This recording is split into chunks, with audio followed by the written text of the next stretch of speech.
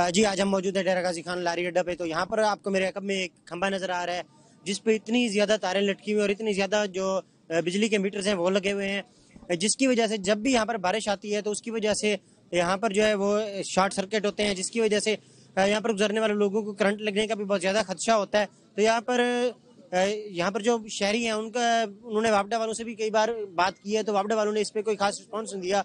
तो हम यहाँ पर मौजूद शहरों से गुफ्तगू करते हैं, उनसे जानते हैं वो क्या कहते हैं। जी सर, अस्सलाम वालेकुम। वालेकुम सलाम सर जी। अब तो आप कैमरा खुद भी दिखा रहे हैं कि 2-3 मरतबा हम पहले भी वापडा एक्शन से भी बात हुई, दो से भी हुआ है, लेकिन इस पे कोई एक्शन भी नहीं ले रहा है। जहाँ पे बारिश हो जाती है तो इस पे काफ़ी पटाखे बच जाते हैं, काफ़ी खतरा होता है। फिर ये उठल तकरीबन लोग आते जाते, यहाँ पे बच्चे भी है, सब कुछ है, लेकिन वहाँ पे जो तारे जो है बिल्कुल नंगे है।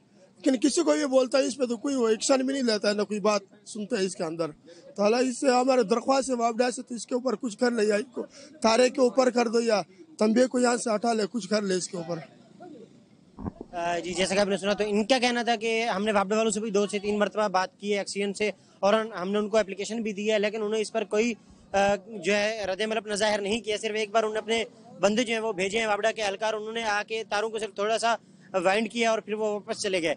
तो इनका कहना है कि हम चाहते हैं कि यहाँ से जो तारे हैं इनको रिप्लेस किया जाए किसी और जगह पर, क्योंकि यहाँ पर जो हमारा होटल है, यहाँ पर आने वाले शहरियों को बहुत ज़्यादा मुश्किलात का सामना करना पड़ता है। जब यहाँ पर बारिश होती है तो यहाँ पर करंट लगने का बहुत ज़्यादा खतरा होता है। जी।